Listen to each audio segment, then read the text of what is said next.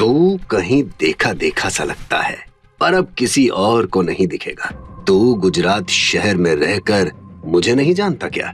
हाँ, तुझे भी जानता हूँ और समझ सकता हूँ। ये तू नहीं, तेरी जवानी का खून उबाल मार रहा है। अब आपकी डायलॉग बाजी खत्म हो गई हो तो आगे क्या करना है वो बता दीजिए प्लीज। मुझे आप लोग के सामने बीन बजाने के अलावा और भी काम है। नक्श इससे आगे कुछ बोलता उसके पहले इरफान भाई का चाकू नक्श की गर्दन पर आ गया और वहाँ खड़े इरफान भाई के आदमी सिर्फ उनके इशारे का इंतजार कर रहे थे। ये सब देख रही अनिका और चित्रा सहम गई थी और वहीं मैम्बो अंकल की खुशी बढ़ती ही जा रही थी। नक्श के गर्दन पर इरफान भाई ने चाकू रखा था और वहाँ खड़े इरफान भाई के आदमी सिर्फ उनके इशारे का इंतजार कर रहे थे कि कब नक्श की हड्डियां तोड़ने का मौका मिले। तभी नक्श ने इरफान भाई से कुछ ऐसा कहा जिससे इरफान भाई सदमे में आ गए। इरफान भाई, किसी जमाने में आपको सुल्तान के नाम से जाना जाता था। उस सुल्तान को किसी ने मुंबई शहर से भागने के लिए मजबूर कर दिया था।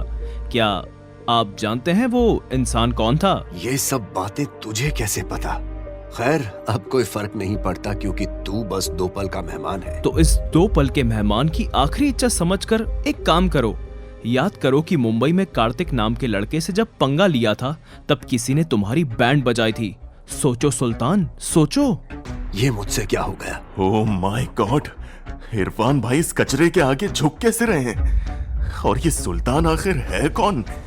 क्या इरफान भाई ये सुल्तान तो नहीं? माफ करना मालिक, मुझे पता नहीं था आपके बारे में। मुझसे गलती हो गई। मालिक? ये नक्श को मालिक क्यों बोल रहा है? इरफान भाई, ये आप क्या कर रहे हो? आप इस लड़के की हड्डी पसली एक क्यों नहीं कर रहे?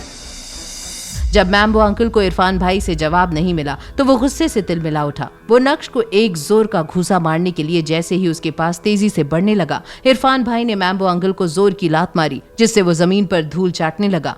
इरफान भाई इतने गुस्से में था कि उसने मैम्बो अंकल को उठाया और उसे जबरदस्त तमाचे मारने लगा। तू हमेशा दूसरों को नीचा दिखाने से पहले नहीं सोचता।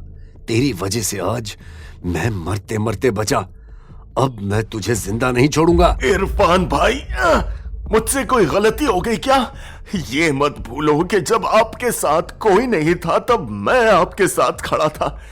इतनी जल्दी भूल गए वो दिन जब मैंने आपको मुंबई से यहाँ आने के लिए मदद की थी? तुझे लगता है कि तू जो भी करता है सही करता है। आज तेरे साथ मैं एक सही काम करता हूँ। रुक।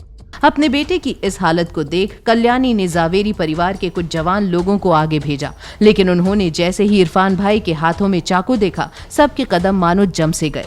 इरफान भाई नक्श के आगे नजरें झुकाकर खड़ा था। मालिक, मुझे माफ कर दीजिए। मैं बेवकूफ था जो मैम्बो की बातों में आ गया। जो कुछ भी हुआ उसे भुला दीजिए और मुझे जाने दीजिए। मैं ठीक है, कोई बात नहीं। और इतने में नक्श को कॉल आया। जैसे ही नक्श ने मोबाइल स्क्रीन की तरफ देखा तो वो थोड़ा सहम सा गया और वहाँ से बिना कुछ बोले निकल गया। आज तो बाल बाल बच गया। अरे रुको, बस हो गया। लेकिन इरफान भाई, क्यों? तूने ऐसा क्यों किया? तू कितना बड़ा इडियट है मैम्बो। इतना सब कुछ होने के बाद भी तुझे समझ नहीं आया कि नक्श कोई छोटा मोटा आदमी नहीं है। और मैं आज बोलूंगा और आखिरी बार बोलूंगा, आज के बाद मेरे नाम का गलत इस्तेमाल मत करना। आज से तेरा और मेरा रिश्ता खत्म। इतना बोलने के बाद इरफान भाई अपने आदमियों को लेकर वहाँ से चला गया और जावेरी खानदान को अचानक से होश आया और वो मैम्बो अंकल के पास दौड़ते हुए आए। मैम्बो, तुम ठीक तो हो? ज्यादा तो नहीं लगी? मामू, ओ मामू, ठीक तो हो ना? ज्यादा तो नहीं मारा? पैग लेकर आऊं क्या? जब मैं मार खा रहा था तब तुम बुद्ध बन के खड़े थे। अब बड़ी फिक्र हो रही है मेरी। मुझे ठीक होने दो, एक एक को देख लूंगा। नहीं मामू, हमने पूरी कोशिश की आपको बचाने की। चुप! गाड़ी निकालो, हम सीधा घर जाएंगे और सारे गेस्ट को भी लेके चलो। मैं इस तरह अपने लोगों को घर नहीं भेज सकता। मैम्बो का आदेश सुन सब गाड़ी में बैठ गए और जावेरी मैंशन की ओर निकल गए। जैसे ही सब मैंशन पर पहुंचे, वहां 6 लग्जूरियस कार्स खड़ी थी। दूसरी कार की फ्रंट सीट पर एक खास शख्स बाहर आया। क्या बात है, कल्याणी देवी की वाकई में बहुत इज्जत है। मिस्टर पटेल पर्सनली यहाँ आए हैं। मिस्टर पटेल के क्या कहने? उन्हें अगर हम जैसे लोग दूर से ही देख लें तो ये हमारी ही किस्मत है। वेलकम मिस्टर पटेल, आप हमारे घर आए, ये हमारी खुशकिस्मती है। जी, ऐसा बोलकर मुझे शर्मिंदा मत कीजिए। अच्छा, क्या नक्श यहाँ पर है? नक्श तो यहाँ पर नहीं है। ओह ठीक है, अगर नक्श यहाँ पर नहीं है तो मैं आप लोगों को ज्यादा डिस्टर्ब नहीं करूंगा। मुझे याद है आज आपका जन्मदिन है, मैंने आपके लिए एक छोटा सा गिफ्ट तैयार किया है, प्लीज एक्सेप्ट माई गिफ्ट। अरे पर इसकी क्या जरूरत थी? अच्छा कल्याणी जी, अब मुझे चलना चाहिए। कार्तिक के आदमियों ने टेबल पर एक ब्लैक बॉक्स गिफ्ट के तौर पर रख दिया और वो सब जावेरी मैंशन से चले गए। कल्याणी को पता था कि कार्तिक ने जो गिफ्ट दिया है वो प्राइसलेस होगा, लेकिन फिलहाल उस गिफ्ट से ज्यादा जरूरी मैम्बो अंकल का ख्याल रखना था। सो सब मैम्बो अंकल की देखभाल में लग गए और किसी ने भी उस ब्लैक बॉक्स को खोलकर नहीं देखा। आखिर क्या था उस ब्लैक बॉक्स में?